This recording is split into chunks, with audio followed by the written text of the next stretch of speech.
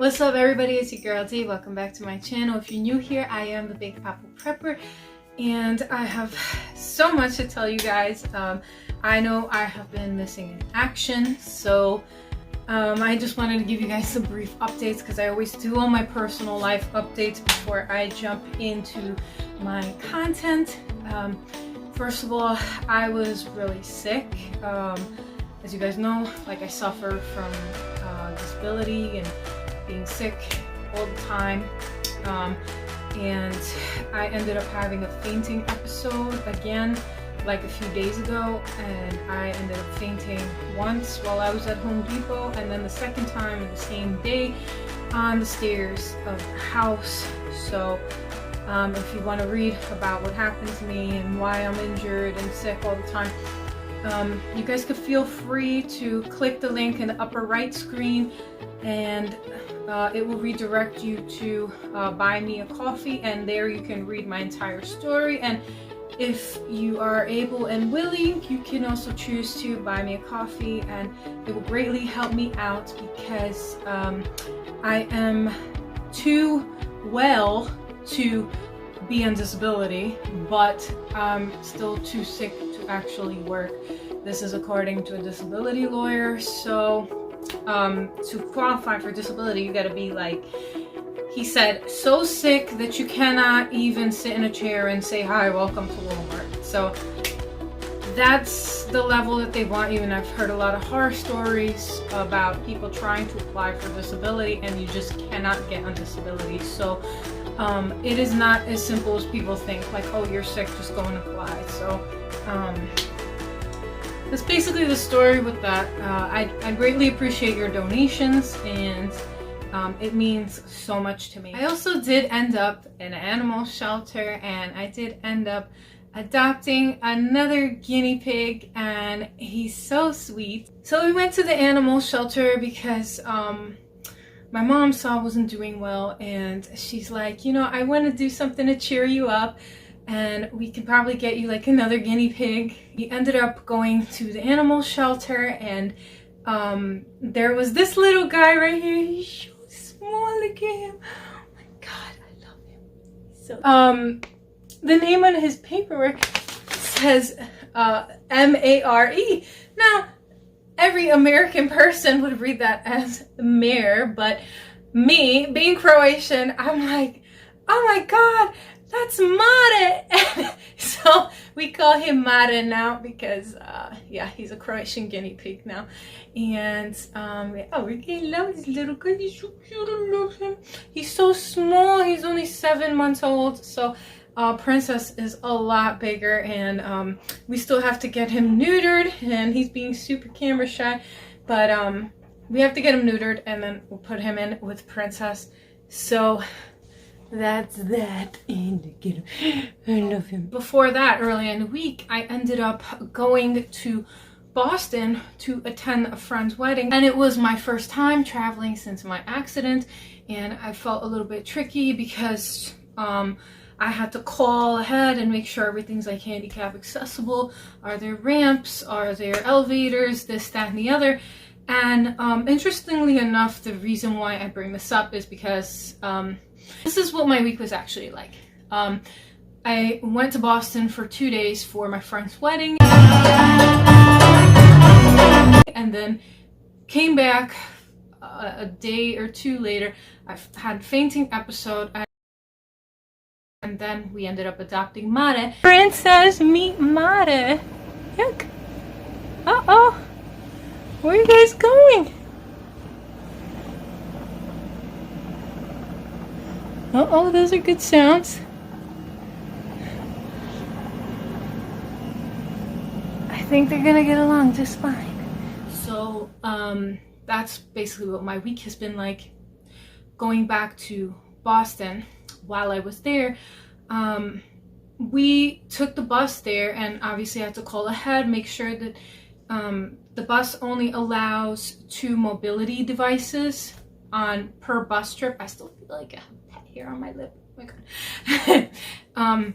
So the bus only allows 2 mobility devices per bus, so I had to call ahead, make sure that there is room for my walker, And when we got there, the bus drops you off in this Chinatown area. How is the lamb happy if it's in a hot pot? And we had to go from Chinatown to walk to our hotel, which is not too far away. I could walk about like maybe 10 blocks with my walker, about 10 to 15 blocks. So we ended up checking into this hotel. I have been to Boston before.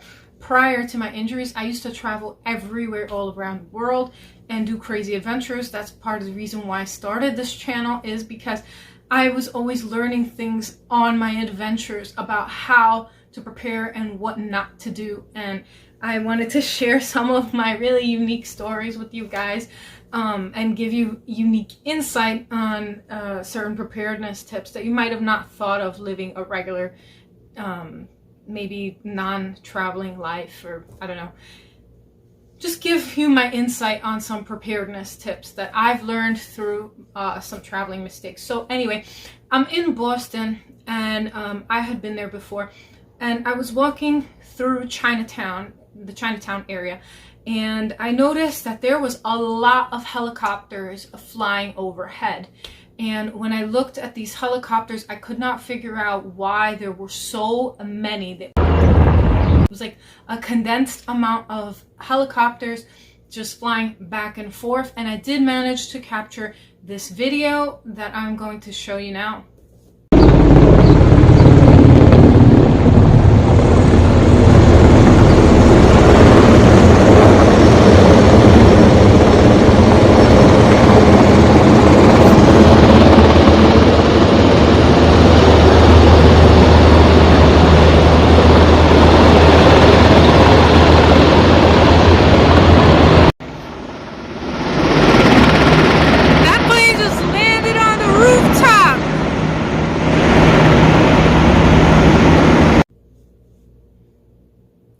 So when I did get home, I did look up what kind of helicopters these are, and they are actually Coast Guard helicopters. And it's interesting because some helicopters have homeland security operations and they are armed. So I thought it was very unusual, and I did hang out in the area just to see, like, is this a fluke? At first my brain was thinking this has got to be some type of tourist attraction that people are paying money to fly over Boston. But when I did get home and I looked at the area where I was in that Chinatown area, and I'm checking to see if these helicopters were part of a hospital or a tour company, and neither popped up in that area that I filmed this from. And then I ended up finding a news article that came out on June 6th, and it was from Boston 25 News, and residents from Rhode Island, Salem, and New Hampshire even reported sightings. The news channel did reach out to different places to try to figure out why are so many helicopters suddenly flying over the area, and they could not find an answer. So that was June 6th. I was there on June 20th to the 21st, and there was a gazillion of these what I now know to be Coast Guard helicopters flying ahead. So it does make you wonder, why are there so many Coast Guard helicopters? If that was my first time in Boston, I saw that many helicopters, I wouldn't think that much of it, but I was already there like previously. I never seen that happen before, and I just thought it was unusual and that I should mention it to you guys just in case you are living on the East Coast and you're wondering what's going on. I'm clueless too. So if you have any idea what that's about, please post it down below in the comments, because it does raise some red flags of concern for me. Are these drills, you know? Because like I said, at first I thought it was a tour company. The second thought was this is a hospital.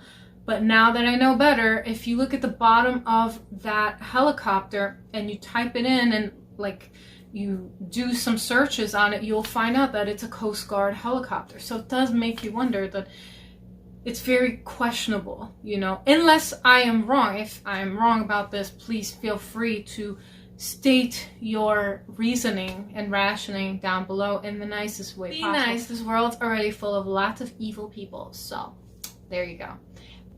I bring up these helicopter drills that I might have seen in what I think is helicopter drills in Boston because we are really seeing World War III hydroplane and fast forward motion in Europe, and it's all stemming from Lithuania and the blockade that Russia's calling it to Kaliningrad. Like, if you guys are not familiar, I am going to be posting a picture right here to explain it.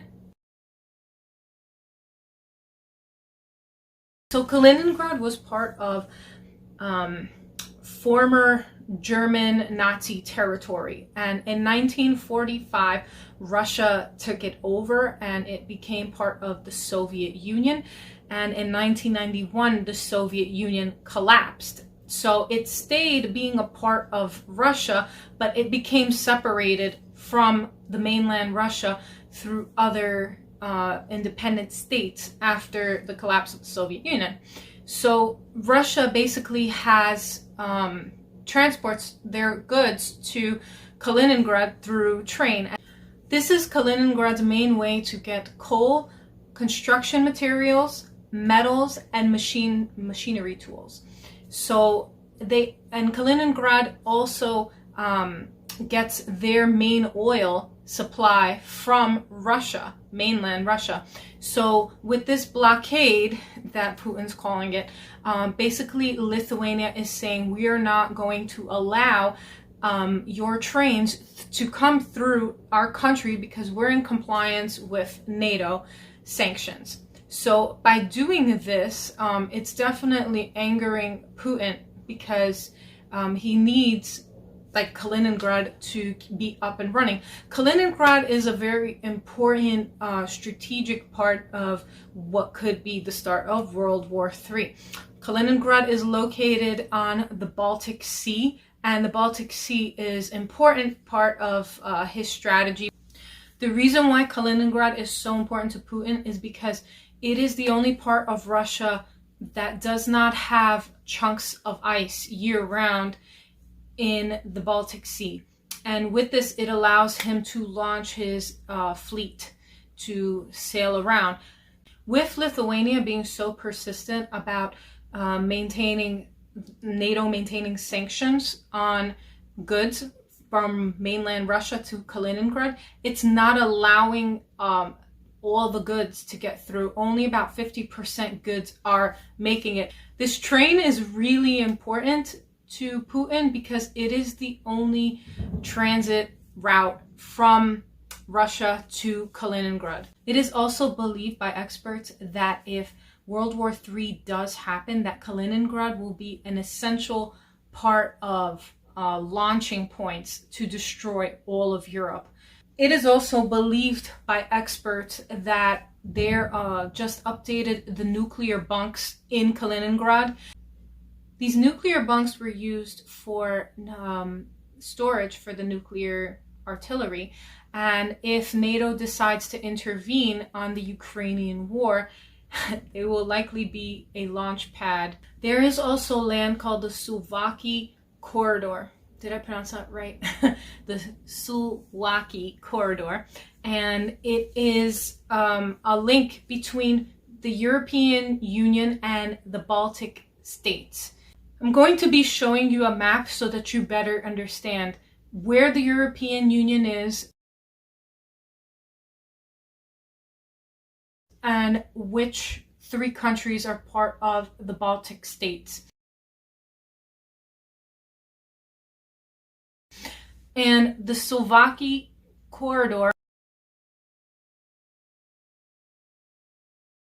is basically the Achilles arch in Europe. So it is believed that if World War III does happen, that Russia will be attacking the Sulwalki Corridor and trying to capture it to cut off these 3 Baltic states so that they can feel less threatened. The 3 Baltic states are part of active members in NATO, so if they can separate them, they will feel less threatened. The Baltic states cannot defend themselves. They also cannot defend each other, and that's why they are part of NATO.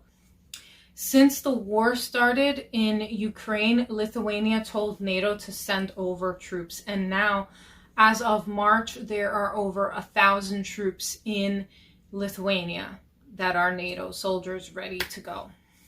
If the 3 Baltic states do get cut off from Europe, they are going to lose the ability to be part of the global e-commerce system.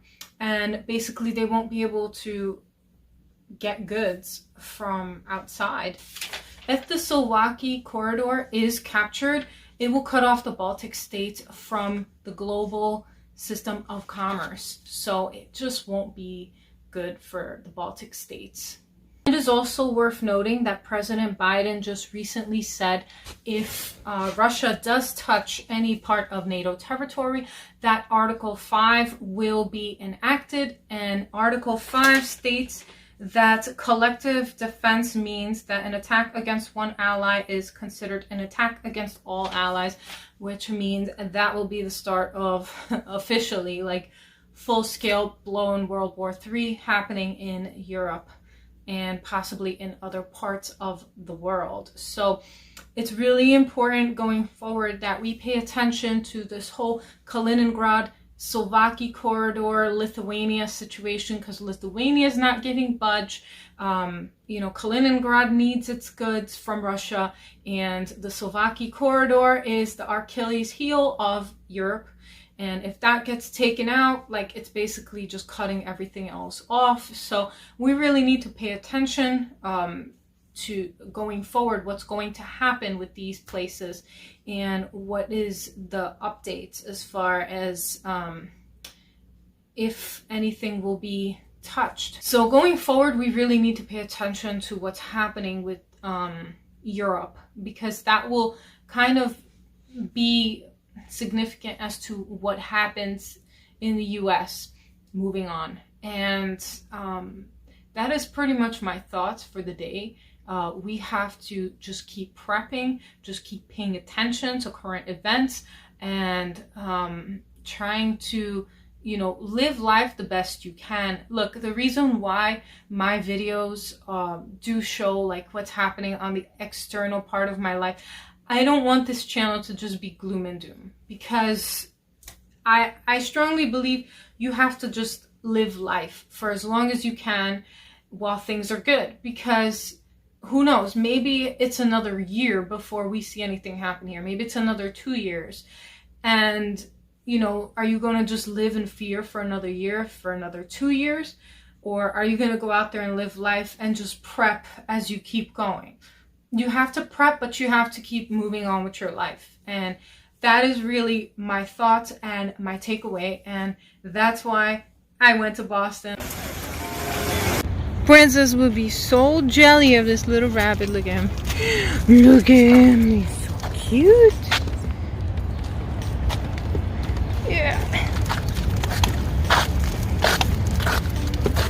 And he's playing by the graves.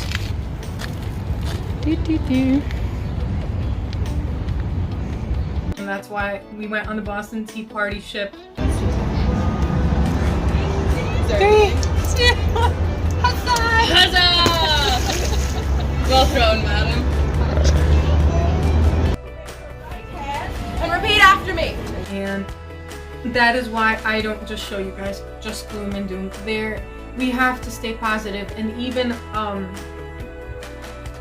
when we are in a situation, if it turns into a grid down situation, I am probably going to be the person that's going to be entertaining everybody with jokes, with singing, with dancing, with doing random things. I don't plan on just, sitting slouched over in a corner like, oh my god, I lost everything. I'm not gonna sit slouched over and let things get the best of me. Granted, if this situation is permissive and I can do these things. If it's non-permissive, then obviously I won't do these things, and I will just sit down and stay slouched over like everybody else. But if we're in like a Walking Dead situation and we've already started rebuilding society, then obviously I am going to be your person that is going to be the jolly one trying to cheer everybody up.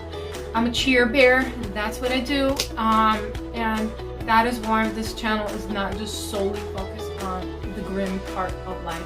Although I do think it's important we pay attention going forward.